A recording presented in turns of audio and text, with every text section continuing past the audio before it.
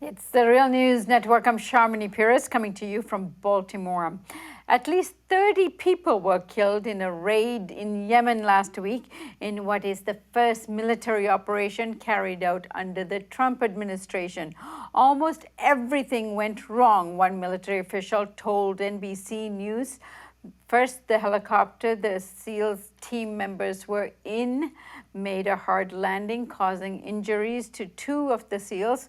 Then a firefight with enemy combatants broke out, leaving U.S. Petty Officer William Ryan Owens dead. Medics on the scene in Yemen reported that at least 10 of the 30 killed were women and children. One of the children killed was 8-year-old US-born Nora. She was the daughter of Anwar al-Awlaki, a Yemeni-American cleric killed in US airstrikes in Yemen in 2011. Now joining us to discuss what happened is Medea Benjamin. Medea is co-founder of the peace group CODEPINK and the author of Kingdom of Unjust, Behind the US-Saudi Connection. Medea, thank you so much for joining us. Good to be with you. So, Medea, can you tell us about the attack, what we know thus far, what happened and why it happened? Well, it's hard to know what the truth is because the Trump administration is so inept and has been putting out different reports. First, they said that this was something that had already been signed off by the Obama administration and they were just waiting for a moonlit night to carry out the raid. It turns out that probably is not the case. As you mentioned in the opening, all kinds of things went wrong. They were supposed to be doing this raid just to gather intelligence, and yet they had been gathering intelligence in this place for months.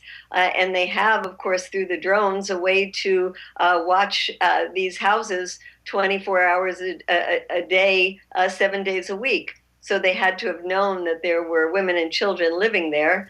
And yet they carried out this raid anyway. They first gloated that there were 14 militants that were killed. And yes, they were sorry that a Navy SEAL was shot. But what they didn't talk about is all the innocent people who were killed in that raid. And that is still information that the administration is refusing to acknowledge, even though there are not only local medics, but local reporters and groups like Human Rights Watch who have been talking about the innocent people killed, calling for a complete investigation, and also calling for compensation to the families of the innocent people who were killed.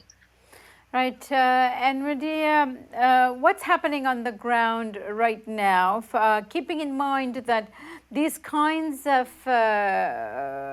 attacks and these kinds of operations have been going on in Yemen for a while now, even under the Obama administration, many such incidences. Give us a sense of what is actually going on the ground and why these operations are required. Well, they're not required. They're happening and they're making the situation worse. In fact, it was when in 2009 the U.S. began using drone warfare in Yemen. There were perhaps 200 members of Al-Qaeda in the Arabian Peninsula, as the group there is called. After 4 years of Obama drone attacks, there were over 1,000 people who had joined that group, mostly because they were so angry at the U.S. drone attacks. Now, President Obama is not only using drones, but using these commando raids.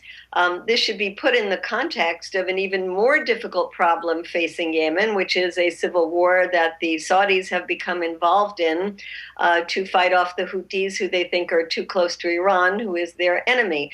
And the U.S. has been helping the Saudis in this war. And in the meantime, with the chaos caused by the war, Al-Qaeda has taken over larger swaths of land and has become more powerful, which is one of the reasons, supposedly, that the Trump administration launched this raid so early in its administration.